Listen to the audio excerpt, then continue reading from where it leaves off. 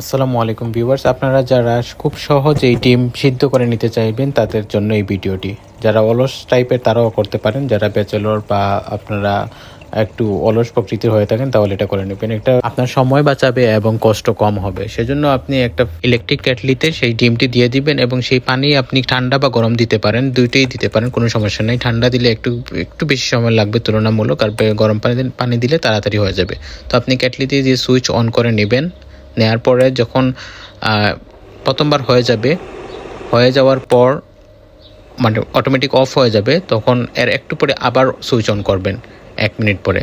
তো টোটাল 2বার আপনি অন করবেন সুইচ। প্রথমবার অন হওয়ার পরে একটু গ্যাপ দিবেন, 1 মিনিট দেওয়ার পরে আবার অন করবেন। তারপর সেকেন্ডবার যখন হয়ে যাবে, এটা আপনি যদি ফুল বয়েল করতে চান তাহলে 2বার করবেন, আর যদি হাফ বয়েল করতে চান তাহলে একবারই এনাফ হয়ে যাবে।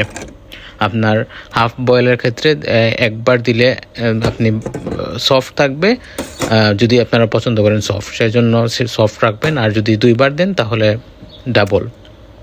তারপরে এই দেখেন আমার ডিম হয়ে গেছে, আমার বলতে মুরগির ডিম হয়ে গেছে। এখন আমি ব্যাঙ্গে দেখতে পাচ্ছি এটা হ্যাঁ ভালোই আছে। বাকিটা আপনাদেরকে খুলে দেখাচ্ছি। এই যে খুলতেছি, দেখুন একদম হ্যাঁ, এই তো সেই ডিমটা সিদ্ধ হয়ে গেল এবং খেয়ে দেখলাম একদম পারফেক্ট। তো ট্রাই করে দেখতে পারেন, অবশ্যই কাজে আসবে। Thank you.